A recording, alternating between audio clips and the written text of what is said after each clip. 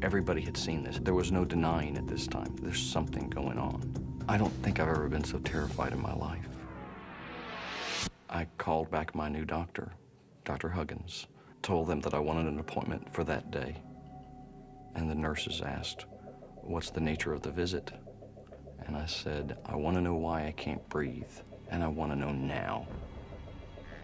When he walked into the office, he appeared somewhat frustrated due to the fact that his symptoms had worsened. She took it seriously. She listened to what I said, and she responded.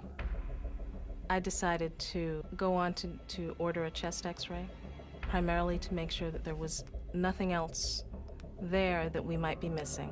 But then, Dr. Huggins decided to order one more test. What she wanted to do was to rule out this rare genetic disease that she just knew that I didn't have. I don't really recall if she even told me what the name of the disease was. Len didn't give the test a second thought, but 2 weeks later, he was surprised by a phone call. I was standing in my kitchen, wearing a suit, and it was Dr. Huggins on the telephone. And she called to let me know that the results had come in for my test. And then Len heard the words that would change his life forever. It turned out that that rare genetic lung disease that she was ruling out was my actual diagnosis. And it was a complicated name. It was very difficult for me to call him and let him know that he did indeed have alpha-1 antitrypsin deficiency. Alpha-1 antitrypsin deficiency, or genetic emphysema, is a potentially fatal disorder in which the body doesn't produce enough alpha-1 antitrypsin protein. When the lungs do not have enough of this protein, enzymes destroy the lung tissue, making it difficult for the person to breathe. While fewer than 10,000 Americans have been diagnosed with the disease, doctors believe the occurrence is much higher. Left untreated, Len's lungs would eventually shut down, and he would die. He was sad. We may even have exchanged a tear or two. Being told that you're not going to live a normal life, being told that you're not going to live a normal lifespan. I thought I was going to live forever.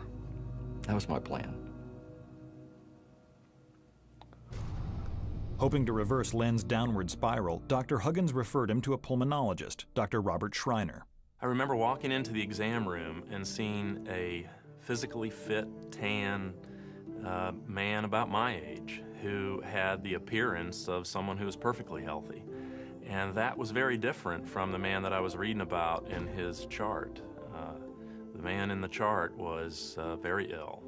In an attempt to slow the progression of the disease, Dr. Schreiner put Len on a weekly dose of the protein he was missing. But everyone knew that the only way Len could avoid a slow death by suffocation would be a double lung transplant, and the odds of finding a match were slim. There's no doubt that the clock was ticking in Len's case. There have been times where patients passed away while waiting for their lung transplant to arrive. I didn't have my health. I had lost my family. I'd gone through a divorce. Everything that I had defined myself by, what I thought people defined me by, I didn't have anymore.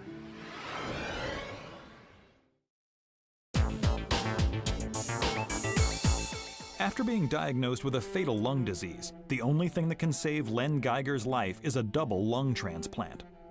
He is on a transplant list, but every day he waits brings him closer to death's door.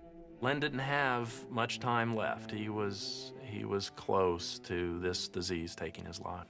I became depressed to the point where I was on antidepressants for a while, and we were honestly fearing for my life at that time. He couldn't turn over with oxygen in the bed without being short of breath. He couldn't talk and breathe at the same time, hardly. We knew that time was running out. Then in 2001, with the clock ticking down, Len received a phone call he will never forget. The woman on the other line explained that she was a transplant nurse from the University of Virginia, and that they thought that they had a pair of lungs for me and wanted to make sure that I was well enough to do this. And I said, "Can you give me a moment?" And she said, "Yeah, take a minute." And I thought and said, "You know, these last 6 months have hardly been worth living. Yeah, I'm ready." I called my parents, said, "Pack a bag, it's time, let's go." Racing to the hospital, Len knew that this transplant was his last chance for survival. The next thing I knew, I was in an operating room, and the anesthesiologist looked down at me and he said, "Are you ready?" And I said, "Let's do it." And everything went black. A double lung transplant is extremely risky. There's a chance that the body might reject the donor lungs, causing death. But for Len, there was no other choice. All his family could do was hope and pray he would make it. When I woke up, I was very, very happy because waking up alive was my #1 priority. I was on a ventilator. There was a machine breathing for me, tubes down my throat. I couldn't talk because they went past my vocal cords, so you can't speak. He was in intensive care at that point, and hooked up to so many things you wouldn't believe. But he was there, and he was alive, and his color looked good. And he was smiling. The transplant was a success.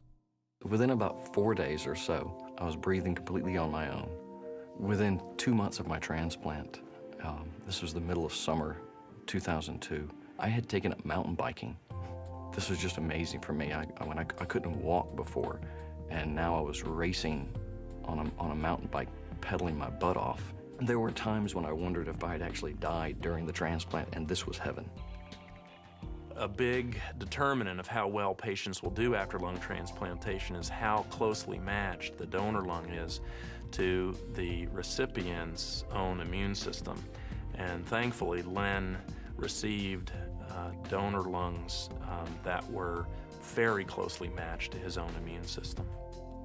About 1.5 years after my transplant, I was lucky enough to meet the family of my lung donor. And it turned out that she was a 14-and-a-half-year-old girl. I carry a photograph of her around with me and look at her, and keeps me, I think, well grounded.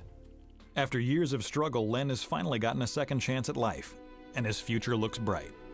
If he avoids unusual infections or avoids, more importantly, rejection, he could live a full, long, robust, healthy life till his 70s, 80s, or who knows.